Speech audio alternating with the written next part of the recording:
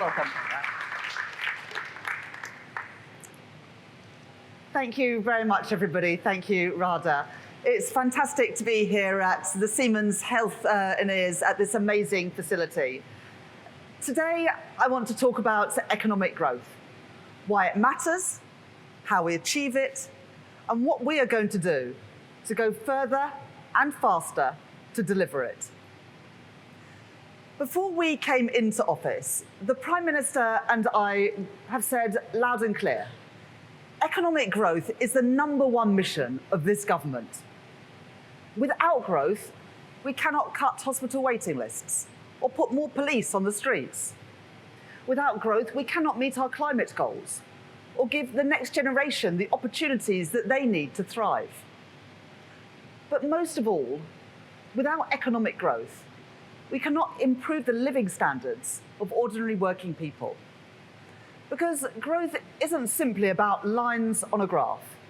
It's about the pounds in people's pockets, the vibrancy of our high streets, and the thriving businesses that create wealth, jobs, and new opportunities for us, for our children and grandchildren. We will have succeeded in our mission when working people are better off. I know that the cost of living crisis is still very real for many families across Britain. The sky-high inflation and interest rates of the past few years have left a deep mark, with too many people still making sacrifices to pay the bills and to pay their mortgages. But we have begun to turn things around. Everything I see as I travel around the country gives me more belief in Britain and more optimism about our future. Because we as a country have huge potential. A country of strong communities, with small and local businesses at their heart.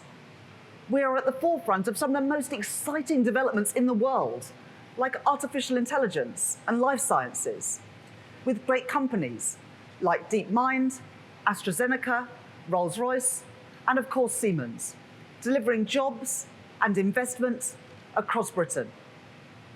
We have fundamental strengths in our history, in our language, and in our legal system to compete in a global economy. But for too long, that potential has been held back. For too long, we have accepted low expectations and accepted decline. We no longer have to do that. We can do so much better. Low growth is not our destiny. But growth will not come without a fight, without a government willing to take the right decisions now to change our country's future for the better. That's what our plan for change is all about. That is what drives me as Chancellor. In my May's lecture in March last year, I set out my approach to achieving economic growth and identified the fundamental barriers to realising our full potential. The productive capacity of the UK economy has become far too weak. Productivity, the driver of living standards, has grown more slowly here than in countries like Germany or the US. The supply side of our economy has suffered due to chronic underinvestment and stifling and unpredictable regulation, not helped by the shocks that we have faced in recent years. For too long, politicians have lacked the courage or the strength to confront these challenges. When presented with a choice, they have not prioritised growth. Instead, they have accepted the status quo. And they have been the barrier, not the enablers, of change. At the election, people voted for a whole new approach, and that is what I am determined to deliver. The strategy that I have consistently set out is to grow the supply side of our economy, recognising that first and foremost, it is businesses, investors and entrepreneurs who drive economic growth. A government that systematically removes barriers that they face, one by one, and has their back is the solution to our challenges. This strategy has 3 elements. First, stability. Stability in our politics, our public finances, and our economy. The basic condition for secure economic growth. Second, reform. Reform which makes it easier for businesses to trade, to raise finance, and to build. And third, investment, the lifeblood of economic growth. Let me explain each of those in turn. Stability. The first line of our manifesto was a promise to bring stability back to our public finances. It is the rock upon which everything else is built. And it is an essential foundation in our plan for change. Because economic stability is the precondition for economic growth. That's why the first piece of legislation that we passed as a government was the Budget Responsibility Act. So that never again can we see our independent forecasters sidelined. And never again will we see a repeat of the Liz Truss mini-budget, which sent borrowing costs and mortgage rates spiralling for families and for businesses.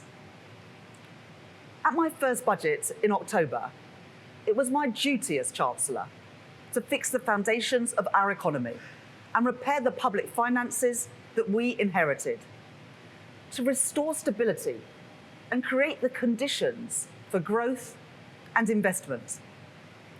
I set out new fiscal rules, which are non-negotiable and will always be met. We began to rebuild our NHS and our schools, the start of a programme of public service reform. I capped the rate of corporation tax, and I extended our generous capital allowances for the duration of this Parliament, as the CBI and the BCC have called for. And I protected working people after a cost of living crisis by freezing fuel duty with no increases in their national insurance, income tax, or VAT. But taking the right decisions and the responsible decisions does not always mean taking the easy decisions. The increase in employers' national insurance contributions has consequences on business and beyond. I said that up front in my budget speech. I accept that there are costs to responsibility. But the costs of irresponsibility would have been far higher. Those who oppose my budget know that too. That is why, since October, I've seen no alternative put forward by the opposition parties. No alternative to deal with the challenges that we face. No alternative to restoring economic stability.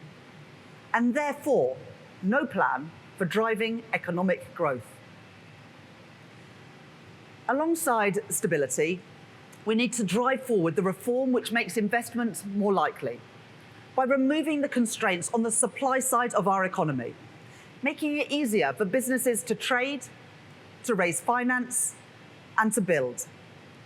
Let me first address our approach to trade. We stand at a moment of global change. In that context, we should be guided by one clear principle above all: to act in the national interest, for our economy, for our businesses, and for the British people. That means building on our special relationship with the United States under President Trump. The Prime Minister discussed the vital importance of growth with the President last weekend. And I look forward to working with the new Treasury Secretary, Scott Bessent, to deepen our economic relationship in the months and years ahead. Acting in our national interest also means resetting our relationship with the EU, our nearest and our largest trading partner, to drive growth and support business. We are pragmatic about the challenges that we have inherited from the last government's failed Brexit deal. But we are also ambitious in our goals. Unlike the Conservative Party, whose policy was not to engage with the European Union at all, we will prioritise proposals that are consistent with our manifesto commitments and which contribute to British growth and British prosperity, because that is what the national interest demands. Our approach to trade also means building stronger relationships with fast-growing economies all around the world. That is why I led a delegation to China for the first economic and financial dialogue since 2019, alongside world-leading financial services businesses, including HSBC, Standard Chartered, and Schroders, unlocking £600 million of tangible benefits for the UK economy. And I am pleased to confirm that the Business and Trade Secretary will shortly visit India to restart talks on the free trade agreement and bilateral investment treaty that the last government failed to deliver. Our businesses can only realise these opportunities if they can recruit the skilled staff that they need. So we are reforming our employment system to create a national jobs and careers service. We have created Skills England to meet the skills of the next decade in sectors like construction and engineering. And we will deliver fundamental reform of our welfare system. That includes looking at areas that have been ducked for too long, like the rising cost of health and disability benefits. And the Secretary of State for Work and Pensions will set out our plans to address this ahead of the spring statement. Next, the Immigration White Paper. That will bring forward concrete proposals to bring the overall levels of net migration down. But we know that the UK is in an international competition for talent in vital growth sectors. That is why last week I set out plans for attracting global talent to Britain. We will look at the visa routes for very highly skilled people, so the best people in the world choose the UK to live, work, and create wealth, bringing jobs and investment to Britain. To help businesses access the finance and support they need to grow, we have delivered significant reforms to provide greater flexibility for firms and founders to raise finance on UK capital markets by rewriting our listing rules. In my Mansion House speech, I announced a series of reforms to our pension system, including the creation of larger consolidated funds, which have much greater capacity to invest in high-growth British companies at the scale that we need them to. The consultation on these reforms is already complete, and the final report will be published in the spring. Yesterday, we confirmed that we have plans to go further, whilst always protecting the important role that pension funds play in the gilt market. We will introduce new flexibilities for well-funded defined benefit schemes to release surplus funds where it is safe to do so, generating even more investment into some of our fastest growing industries. I know too that businesses are held back by a complex and unpredictable regulatory system, and that is a drag on investment and innovation. We've already provided new growth-focused remits to our financial service regulators. We have announced a new interim chair of the Competition and Markets Authority, and we have established the Regulatory Innovation Office with an initial focus on synthetic biology, space, AI, and connected and autonomous vehicles. But we need to go further, and we need to go faster. So earlier this month, I met the heads of some of our largest regulators. They have already provided a range of options to drive growth in their sectors and proposals for how they can be more agile and responsive to businesses. And we will publish that final action plan in March to make regulation work much better for our economy. To get Britain building again, we have delivered the most significant reforms to our planning system in a generation. I've been genuinely shocked about how slow our planning system is, by how long it takes things to get things done. Take the decision to build a solar farm in Cambridgeshire, a decision that the Energy Secretary took only a few weeks into the job in July, but which had first come to government's attention in 2021. It's ridiculous. The Deputy Prime Minister now has already driven significant progress across government in addressing these issues. My colleagues have determined 13 major planning decisions in just 6 months, including for airports, data centres, and major housing developments. We have significantly raised housing targets across the country and made them mandatory so that we can build 1.5 million homes in this Parliament. We have reformed decades-old green belt policies, making it easier to build on the grey belt land around our major cities. And we have opened up our planning system to build new infrastructure, like onshore wind farms or data centres driving the AI revolution. Having listened closely to calls from business groups, like the Institute of Directors and businesses across our economy about the need to speed up infrastructure delivery, including Mace, Skanska and Arup, who are here today, and members of our British Infrastructure Task Force, like Lloyds, BlackRock and Phoenix, we have now set out plans to go even further. Last week, we confirmed our priorities for the Planning and Infrastructure Bill, to rapidly streamline the process for determining applications, to make the consultation process far less burdensome, and to fundamentally reform our approach to environmental regulation. The problems in our economy, the lack of bold reform that we have seen over decades, can be summed up by a £100 million bat tunnel built for HS2. The type of decision that has made delivering major infrastructure in our country far too expensive and far too slow. So we are reducing the environmental requirements placed on developers when they pay into a nature restoration fund that we have created, so they can focus on getting things built and stop worrying about the bats and the nukes. And to build our new infrastructure, like nuclear power plants, train lines and wind farms more quickly, we are changing the rules to stop blockers getting in the way of development through excessive use of judicial review.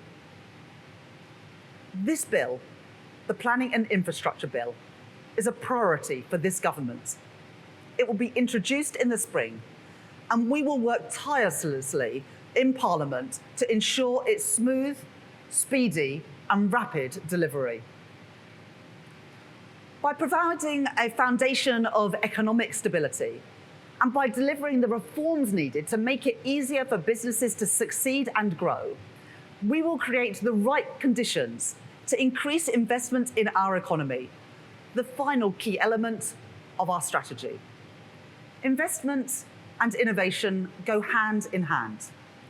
I want to see the sounds and the sights of the future arriving, delivered by amazing businesses like Wave and Oxford Nanopore. They are the future, and Britain should be the best place in the world to be an entrepreneur. That is why we protected funding for research and development, and it is why one of the first decisions that I made as Chancellor was to extend the Enterprise Investment Scheme and the Venture Capital Trust schemes for a further 10 years to get more investment into new companies, driving their innovation and growth. I am determined to make Britain the best place in the world to invest. That was my message in Davos last week. That ambition demands action. The International Investment Summit that we hosted in October delivered £63 billion of investment right across our country. From Iberdrola, doubling its investment in clean energy in places like Suffolk. Blackstone investing £10 billion in a data centre in Northumberland. And Erin Holdings investing £1 billion in advanced manufacturing in North Wales. While the lifeblood of growth is business investment, a strategic state has a crucial role to play. That is why we established the National Wealth Fund, to create that partnership between business, private investors and government to invest in the industries of the future, like clean energy. Today, I can announce 2 further investments by the National Wealth Fund. First, a £65 million investment for Connected Curb to expand their electric vehicle charging network across the UK. And second, a £28 million equity investment in Cornish Metals, providing the raw materials to be used in solar panels, wind turbines, and electric vehicles, supporting growth and jobs in the southwest of England. There is no trade-off between economic growth and net zero. Quite the opposite. Net zero is the industrial opportunity of the 21st century, and Britain must lead the way. That is why we will publish a refreshed carbon budget delivery plan later this year, which alongside the spending review will set out our plans to deliver Carbon Budget 6.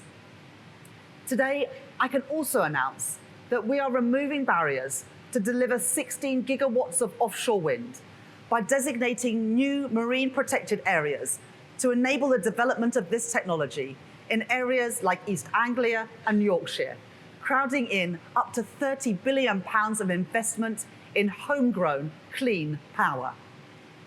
And there's more.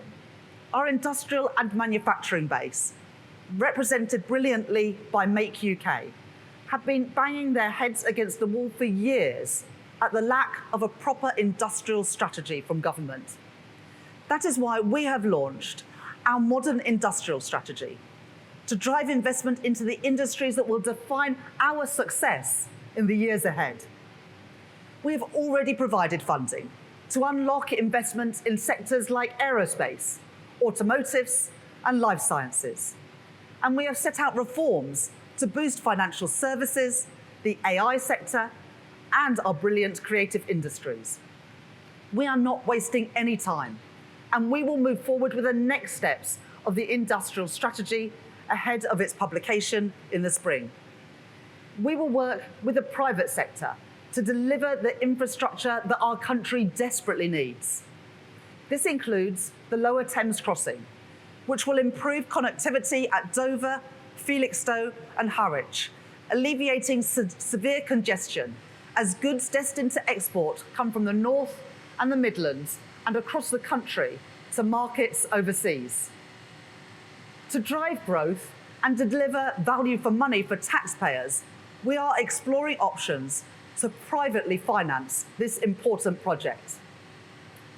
And we have changed course on public investment too, with a new investment rule to ensure that we don't just count the costs of investment, we count the benefits too. We are now investing 2.6% of GDP on average over the next 5 years, compared to 1.9% planned by the previous government, delivering an additional £100 billion of growth-enhancing capital spending, which catalyses private sector investment in more housing, better transport links, and clean energy. These are significant steps in just 6 months, and we are seeing some encouraging signs in the British economy. The IMF have upgraded our growth prospects for 2025, the only G7 country outside the US to see this happen. This gives us the fastest growth of any major European economy this year. And a global survey of CEOs by PwC has shown that Britain is now the second most attractive country in the world for businesses looking to invest. The first time that the UK has been in that position for 28 years. This is all welcome news, but there is still more that we can and we will do. I am not satisfied with the position that we are in. While we have huge amounts of potential, the structural problems in our economy run deep, and the low growth of the last 14 years cannot just be turned around overnight. This has to be our focus for the duration of the Parliament, because the situation demands us to do more. And today I will go further and faster in kickstarting economic growth. Our mission to grow the economy is about raising living standards in every single part of the United Kingdom. Manchester is home to the UK's fastest growing tech sector. Leeds is one of the largest financial services centres outside of London. These great northern cities have so much potential and promise, which our brilliant metro mayors Andy Burnham and Tracy Brabin are working hard to realise, just like our other Metro mayors are doing to deliver new opportunities in their areas. And there is so much more that government can do to support our city regions. To achieve this requires greater focus on two key areas: infrastructure and investment. If we can improve connectivity between towns and cities across the north of England, we can unlock their true growth potential by making it easier for people to live, travel, and work across the area.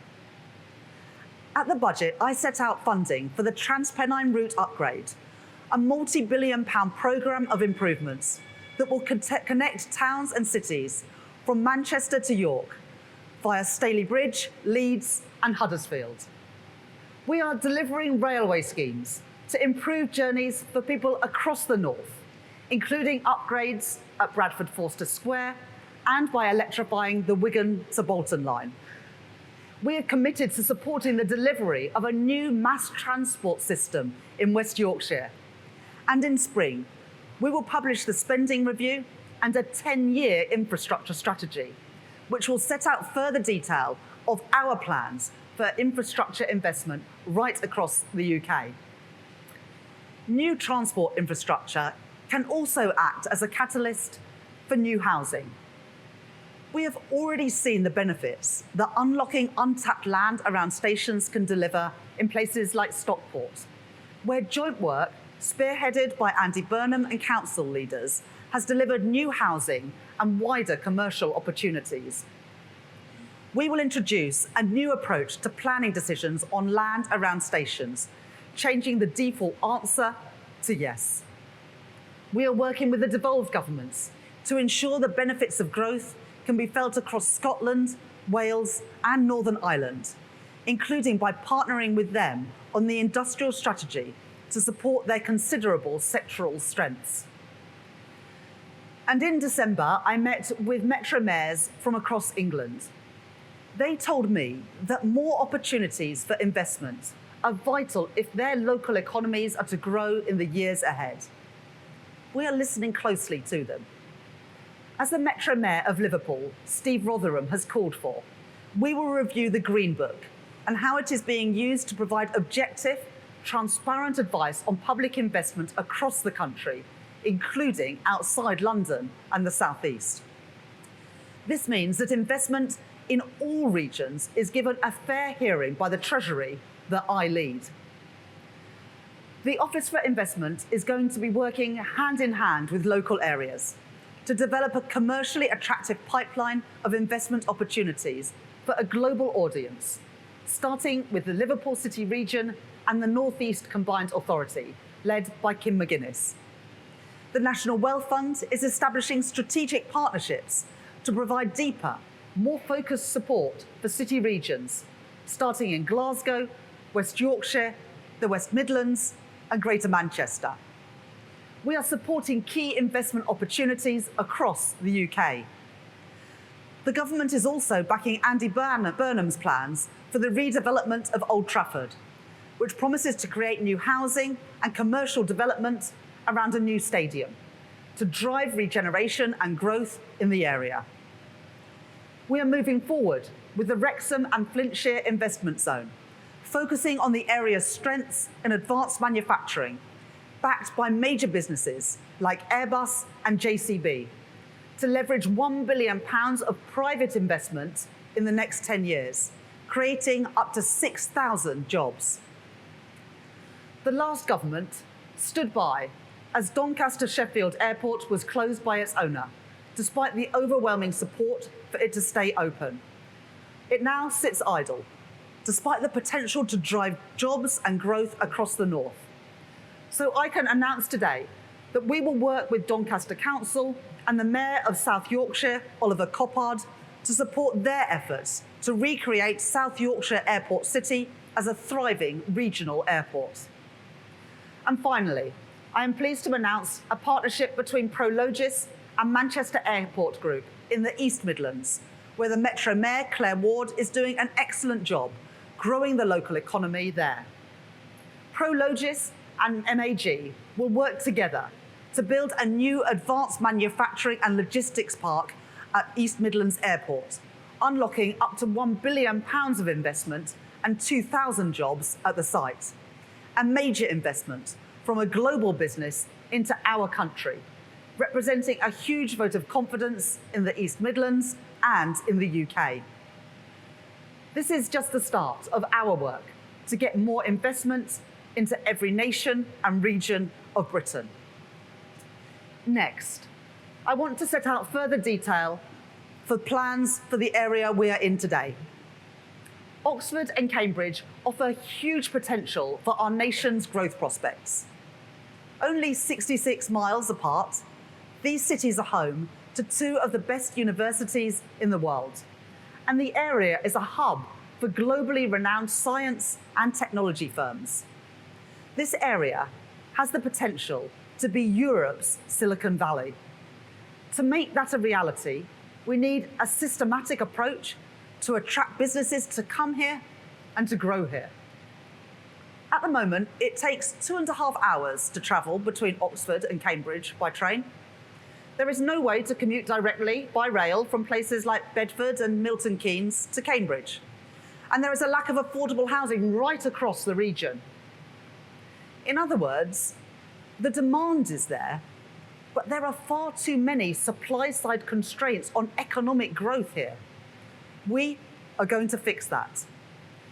The Oxcam Arc was initially launched in 2003, over 20 years ago. But the project was then dropped by the previous government in 2021. We are not prepared to miss out on the opportunities any longer. So working with the Deputy Prime Minister, who is already driving forward vital work in the region, we are going further and faster to unlock the potential of the Oxford-Cambridge Growth Corridor. First, we are funding the transport links needed to make the Oxford-Cambridge Growth Corridor a success, including East-West Rail, with new services between Oxford and Milton Keynes starting this year, and road upgrades to reduce journey times between Milton Keynes and Cambridge. East-West Rail will also support vibrant new and expanded communities along the route. We have already received proposals for new towns along the new railway, with 18 submissions for sizable new developments. At Tempsford, the nexus of the East Coast Main Line, the A1 and East-West Rail, we will move quicker to deliver a mainline station, meaning journey times to London of under an hour and to Cambridge in under 30 minutes when East-West Rail is operational. Second, we are ensuring that the area has the right infrastructure and public services in place to support the growth corridor as it expands. A new Cambridge Cancer Research Hospital is being prioritised for investment as part of Wave 1 of the new hospital programme. Water infrastructure has also been a major hindrance to development in the region. We have now agreed water resources management plans, unlocking £7.9 billion of investment in the next 5 years, including plans for the new Fens Reservoir serving Cambridge and the South East Strategic Reservoir near Oxford. And I can confirm today that the Environment Agency have now lifted their objections to new development in Cambridge following this government's intervention to address water scarcity, which means 4,500 additional homes, new schools, new office, retail and laboratory space can be built. Third, I am delighted that Cambridge University have come forward with plans for a new flagship innovation hub at the centre of Cambridge to attract global investment and foster a community that catalyses innovation, as other cities around the world like Boston and Paris have done. Just yesterday, Moderna completed the build for their new vaccine production and R&D site in Harwell, right here in Oxfordshire, alongside a commitment to invest a further £1 billion in the UK. And we are creating a new AI growth zone in Culham to speed up planning approvals for the rapid build-out of data centres. And finally, to take this project forward at real pace and catalyse private sector investment into the region, I am pleased to announce that the Deputy Prime Minister and I have asked Lord Patrick Vallance to be the champion for the Oxford-Cambridge Growth Corridor. Lord Vallance has extensive experience across the sciences, academia, and government. He will work with local leaders and with the Housing and Planning Minister to deliver this exciting project, including with Peter Freeman, who is already doing excellent work in Cambridge, and a new growth commission for Oxford, which will help to accelerate growth in the city and its surrounding area. This is the government's modern industrial strategy in action, with central government, local leaders and businesses working together. The Oxford-Cambridge Growth Corridor could add up to £78 billion to the UK economy by 2035, driving investment, innovation and economic growth. Finally, I come to the decision that perhaps more than any other has been delayed, has been avoided, has been ducked. The question of whether to give Heathrow, our only hub airport, a third runway has run on for decades. The last full-length runway in Britain was built in the 1940s. No progress in 80 years. Why is this so damaging? It's because Heathrow is at the heart of the UK's openness as a country. It connects us to emerging markets all over the world, opening up new opportunities for growth. Around 3/4 of all long-haul flights in the UK go from Heathrow. Over 60% of UK air freight comes through Heathrow. And about 15 million business travellers used Heathrow in 2023. But for decades, its growth has been constrained. Successive studies have shown that this really matters for our economy. According to the most recent study from Frontier Economics, a third runway could increase potential GDP by 0.43% by 2050. Over half, 60% of that boost, would go to areas outside of London and the South East, increasing trade opportunities for products like Scotch whisky and Scottish salmon, already two of the biggest British exports out of Heathrow. And a third runway could create over 100,000 jobs. For international investors, persistent delays have cast doubt about our seriousness towards improving our economic prospects. Business groups like the CBI, the Federation of Small Businesses, and the Chambers of Commerce right across the UK, as well as trade unions like GMB and Unite, are clear. A third runway is badly needed.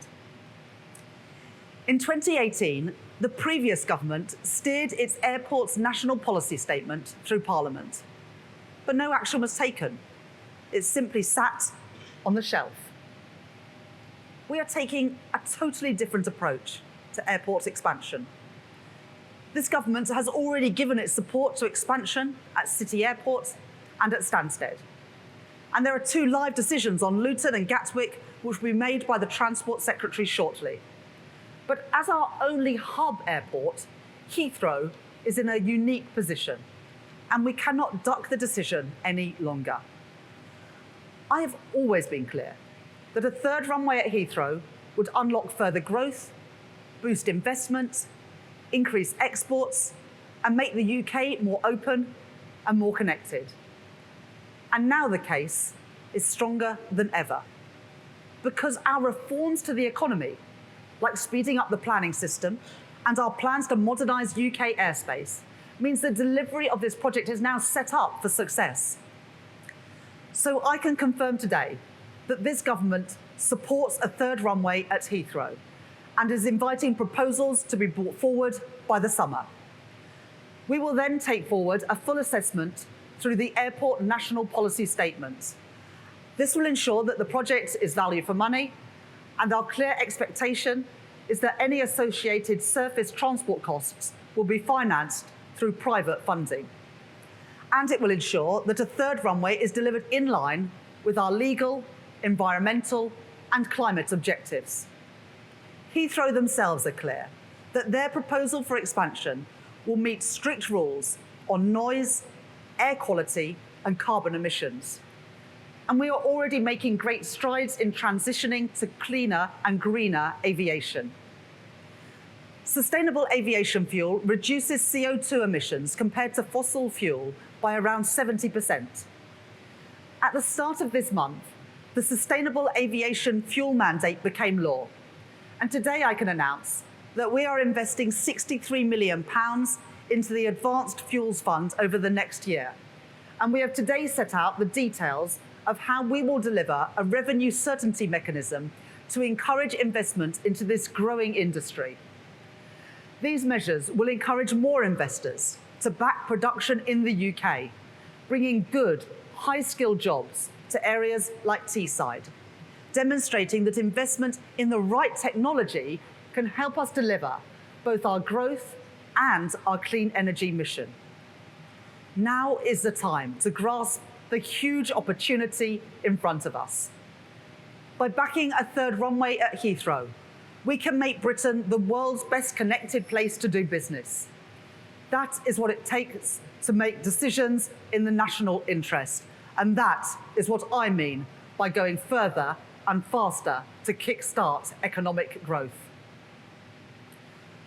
The work of change has begun.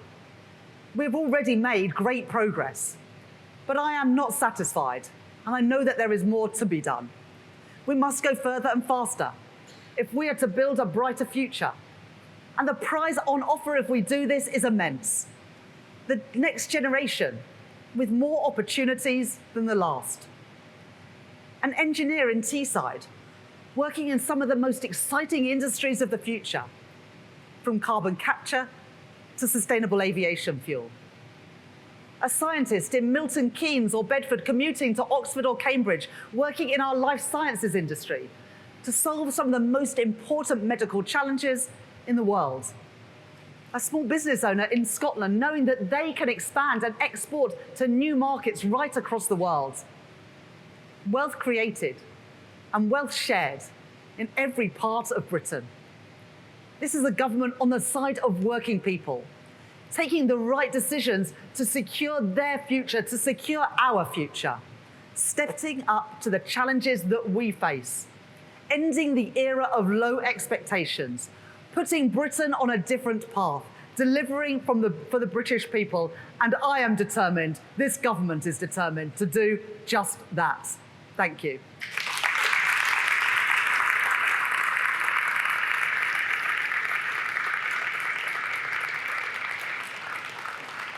Thank you.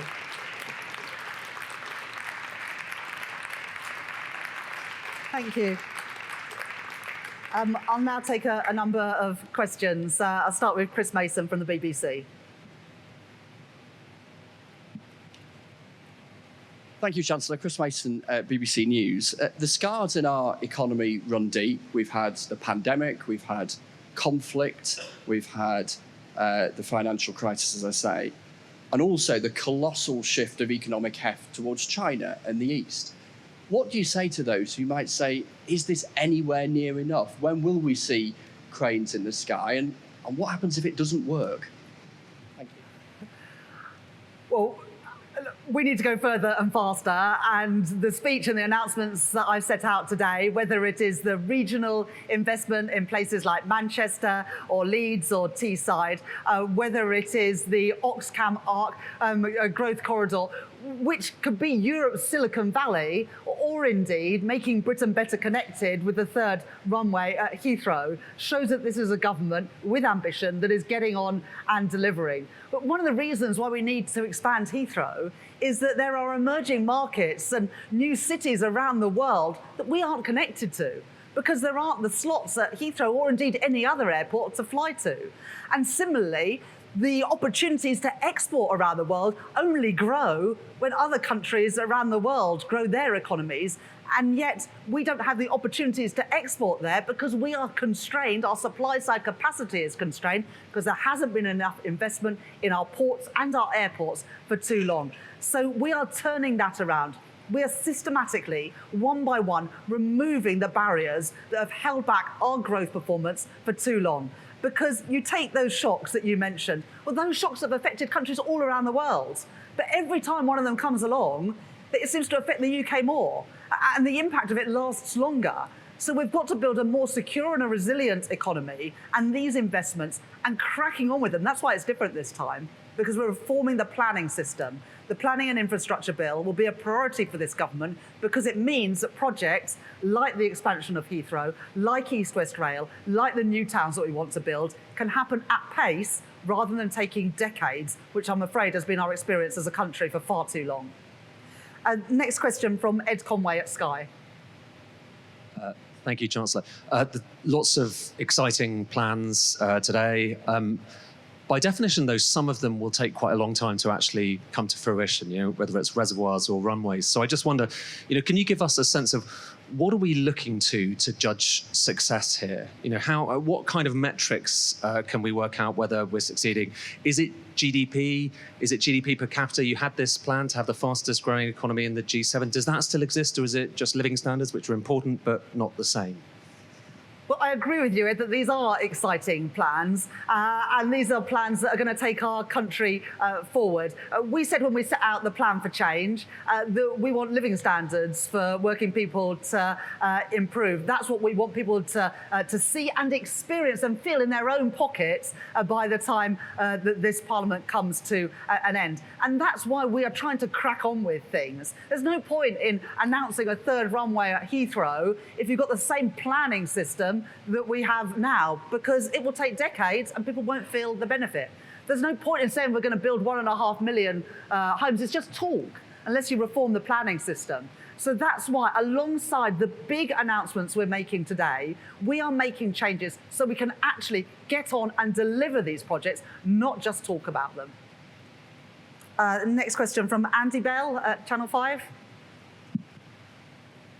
Thank you very much, Andy Bell, Channel 5 News. Chancellor, as you know, there are a lot of people in business who say the biggest barrier to growth are the taxes that you put on business at the budget. So can you offer the possibility of any tweaks to what you levied in terms of taxes on business back in your budget? And can you rule out any further taxation on business in this Parliament? Well, I explained in my speech today why I had to make the decisions that I made. And, from the Conservatives, they want the extra money for public services, but they oppose any of the tax increases to fund it. They say they want the extra infrastructure, but they don't support the changes to the planning system to get things built. So I hear criticism of what we're doing. I haven't heard any serious alternative. And when I became Chancellor, the first thing that I had to do was restore stability to our public finances. We know what happens when governments lose control of the public finances.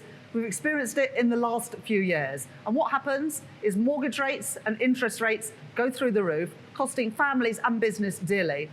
I will never play fast and loose with the public finances because it is ordinary people who pay the price. So I had to make some difficult decisions, but they were the right decisions in our national interest. And you can build no plan for growth that is not built on a rock of stability. We've returned stability to the economy, and that is why we can now grow it with confidence. But just listen to what businesses have said about our plans today. The CBI says that they are smart. There's other business people in this room who are backing the plans that we are setting out today. They can see that this is a government that is getting on with things, that is removing the barriers that have held back infrastructure investment and investment by businesses for far too long, and we are changing that. I'm not going to write 5 years' worth of budgets in the first 6 months of office, but that was a once-in-a-generation budget to fix the inheritance and to draw a line under the economic and fiscal mismanagement of the Conservatives.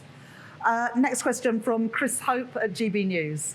Chris Hope, GB News, Chancellor. But will you commit now to cutting net migration, even if it damages economic growth, that trade-off there? And just quickly, millions are sending in their tax returns this week to HMRC. You're in charge of it. Will you publish your tax return?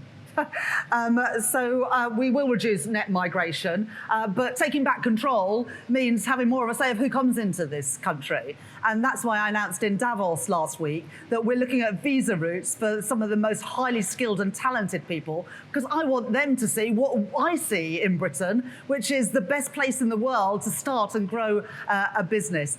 So we want to attract that talent, but absolutely we've made that commitment to bring net migration down. Well, thank you for the reminder to everybody to get their tax returns. We will use that money wisely to invest in infrastructure and grow our economy. Chancellors and Prime Ministers haven't published their tax returns in the past, and I don't have any plans to do so. The next question is from Harriet Lyne at the Daily Mail. Thanks, Chancellor. Harriet Lyne, Daily Mail. Your own government thinks that the workers' rights package will cost the economy £5 billion. If you're serious about growth, why don't you just junk that?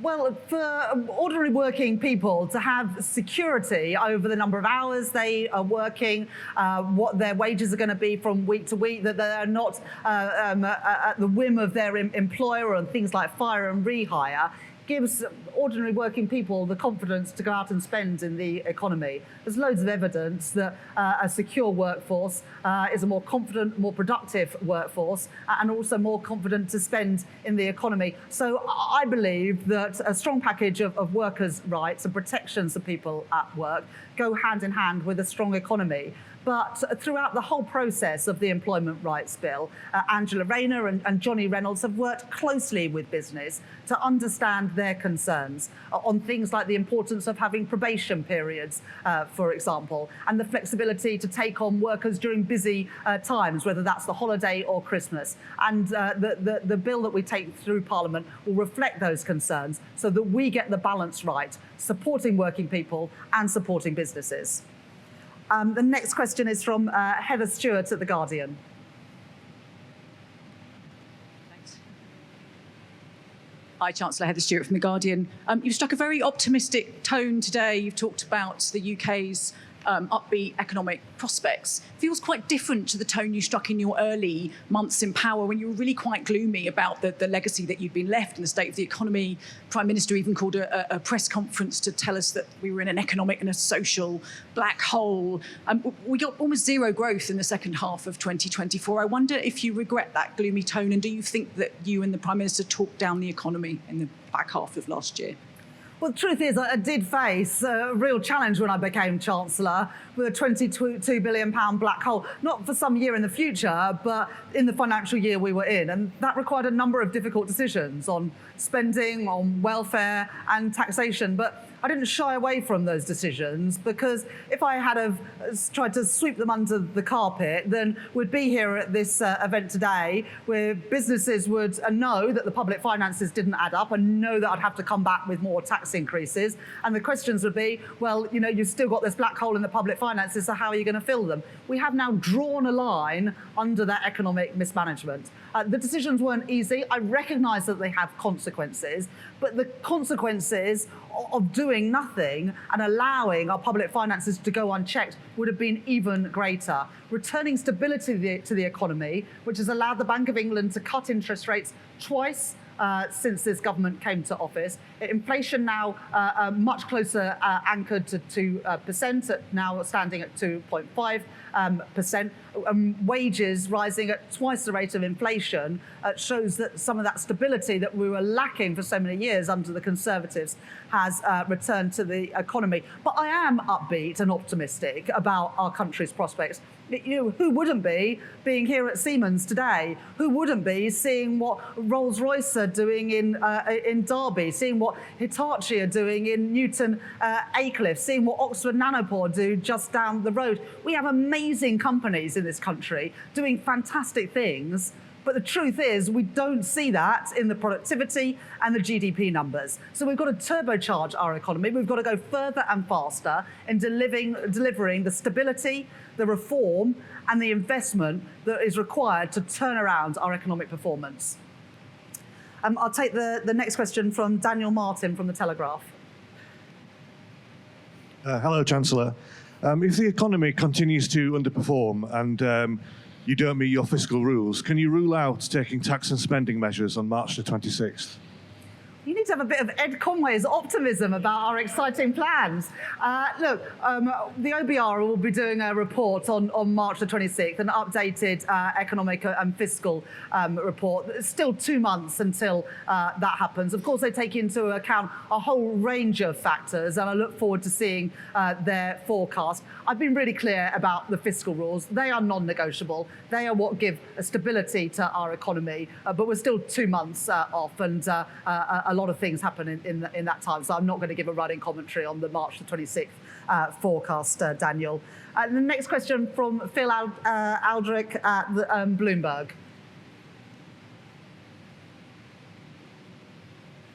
Thanks, Chancellor. You've set out a remarkable array of supply-side reforms, which are going to potentially have quite big effects over the long term. But in the short term, we've got the NICS rise coming up in April, which is an immediate drag on growth, potentially, from the point of view of businesses. Are you doing anything in the short term to address these growth-depressing facets? Well, the whole point about the reforms we're making are about enabling people to do things more quickly. So the regulatory reforms that we're making to put growth in the remits of our regulators, the planning reforms to make it easier to build things. And I've said to Heathrow, I want them to come forward with plans by the summer, and we want to have a development consent order come forward by the end of this Parliament, and we hope to be able to grant it in this Parliament. So we're not waiting for years into the future. We want to do things now to turn around the performance, and we want to give businesses and investors confidence that this is a country to start doing things, to start making things in again, because we are reforming how our economy works to make it easier for them to build the energy infrastructure, the transport infrastructure, the housing infrastructure, and the data centres that we need. And a combination of our regulatory reforms and our planning reforms mean that we don't have to wait for decades into the future. We can crack on and do those things now. I've got a bit of extra time, so I'll take a few more questions. Lady there on the side. Hi, thanks, Chancellor. Jessica Frank-Hughes from City AM. We've heard from regulators who are concerned about this deregulatory drive and say the optics are bad for international investment. Do you think regulators are on board with your plans? And do you think intervening in independent regulation is good for Britain? Well, it's up to the government to set the framework, but I think that businesses probably know what is best for international investment and into the UK. And what businesses, big and small, say to me all the time that a combination of the huge array of regulations, the number of consultees that they have to consult, the judicial review process, but also the conflicting regulations and rules that you have from different regulators over the same entity or the same investment just creates confusion. And there's a lack of predictability in our regulators, which is bad for business and bad for our economy.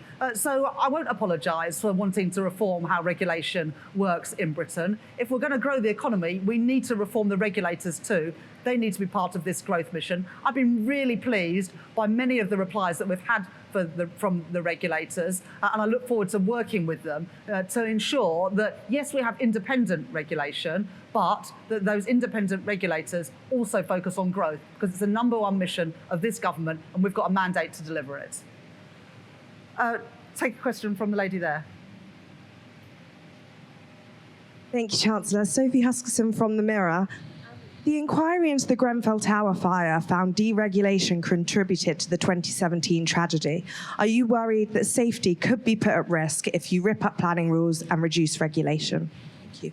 Well, the Prime Minister and the Deputy Prime Minister have both been to Grenfell and have made commitments to the families there to learn the lessons from what happened. So, of course, we've got to get the balance right on regulation, but we've made commitments to the families that have suffered because of what happened at Grenfell, and we will not renege on those commitments. I'll just take one last question from the lady behind you. Hi, Natasha Clark from LBC. Thanks so much, Chancellor. Just in the last week, we've had quite a lot of businesses warn about job losses. 10,000 retail jobs at threat. Sainsbury's cutting 3,000 jobs. You're going for growth, but we are seeing quite a lot of businesses that are really, really worried about their future. Is this an encouraging sign for the British economy, or are you gaslighting British businesses? Thank you. Well, businesses will always make decisions about the number of staff they need to meet demand. But look at the things that we've set out today. A third runway at Heathrow could create 100,000 jobs. The Prologis investment at East Midlands Airport could create 2,000 jobs. The investment in the Wrexham and Flintshire investment zone could create 6,000 jobs. So these are investments that are good for jobs, are good for wealth creation, investment in the UK, and good ultimately for living standards. Because in the end, the reason why we are doing all of these things is to make working people better off and to put more money in their pockets. Thank you very much.